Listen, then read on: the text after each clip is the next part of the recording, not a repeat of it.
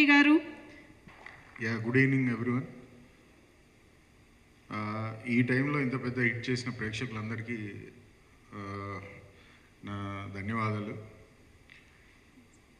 ఈ సినిమాలో ఎవరి గురించి అని మాట్లాడాలంటే ఓన్లీ ఫస్ట్ హీరో గురించి. ఎందుకంటే అసలు ఈ సినిమాని సెలెక్ట్ చేసుకోవడం అనేది చాలా గ్రేట్ అండి. ఎందుకంటే హీరో ఫస్ట్ టైం ఈ సినిమా చూసి ఇంప్రెస్ అయ్యి ఈ సినిమా నేను చేయాలని ఫిక్స్ అయ్యి నన్ను పిలిచి నువ్వు ఈ సినిమా చూడు ఎలా ఉంటుంది చెప్పు అది అని చెప్పి నన్ను అడిగాడు. చూసినప్పుడు నేను షాక్ అయ్యాను, ఇదేంటి ఇది చేయాలనుకుంటున్నాడు ఏంటి అని. బట్ నాకు లోపల హీరో చేస్తే బాగుంటుందని ఉంది. బట్ వాళ్ళు రియల్గా చేస్తారా లేదా, ఎందుకంటే కమర్షియల్ హీరో. సో ఇలాంటి సినిమాని తను నిజంగా అన్నాడా లేకపోతే నార్మల్గా అన్నాడా నాకు తెలియలేదు. బట్ తను చాలా స్ట్రాంగ్గా ఫిక్స్ అయిపోయాడు, ఈ సినిమా చేయాలి, నేను కొత్తగా ఏదన్నా చేయాలి అనే ఉద్దేశంతో ఈ సినిమాని సెలెక్ట్ చేసుకుని నాకు ఇవ్వడం జరిగింది. ఆ విషయంలో రియల్గా నేను సెల్యూట్ చేయాలంటే హీరో గారికే. సో హీరో గారు కనుక ఈ స్టెప్ తీసుకొని ఉండకపోతే ధ్రువ సినిమా వచ్చేది కాదు, ఈ కొత్త సినిమాని ప్రేక్షకులకి అందేది కాదు. ఒక స్టార్ హీరో ఒక కొత్త సినిమా చేయడం అనేది ఇట్స్ రియల్లీ గ్రేట్.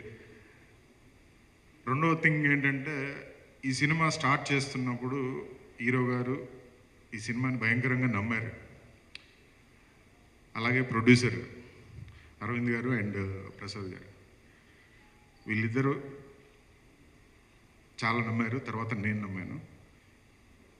50% పీపుల్ ఈ సినిమా ఆడుతుందన్నారు, 50% పీపుల్ ఈ సినిమా ఎందుకు చేస్తున్నావు ఆడదని చెప్పారు. అయినా కానీ ఈ ముగ్గురు వ్యక్తులు సినిమాని నమ్మి ఈ సినిమాని నాకు ఇచ్చి ఈరోజు ఇంత దూరం తీసుకొచ్చారు. రియల్గా వాళ్ళకి ఫస్ట్ నా సెల్యూట్. తర్వాత entire my team and PS Vinod and Rajeevan and hip hop all ఆర్టిస్టులు అండ్ రకుల్. సో అందరూ ఈ సినిమాని కష్టపడి అందరూ తన ఓన్ ఫీల్ అయ్యి అందరూ వర్క్ చేశారు. ఎంటైర్ టీమ్ కానీ ఆల్ టెక్నీషియన్స్ కానీ ఆర్టిస్టులు కానీ. అది ఒక టీం వర్క్ చేయడం వల్ల ఇది సాధ్యమైంది. ఈ సినిమా ఈరోజు ఈ టైంలో కూడా ఇంత పెద్ద హిట్ అవ్వడానికి మేజర్ అసెట్ అందరు కష్టపడి ఈ సినిమాని తన సినిమా అని ఫీల్ అయ్యి చేశారు. సో దానివల్ల ఈ సినిమా సక్సెస్ అయింది. అండ్ ఎడిటర్ సో నవీన్, నేను ఈ సినిమాకి ఫస్ట్ టైం తనతో వర్క్ చేయడం జరిగింది. సో ఈ సినిమాతోటి నేను ఒక బెస్ట్ ఎడిటర్ని నాకు ఫ్రెండ్ అయ్యాడని ఫీల్ అవుతున్నాను నేను. So thank you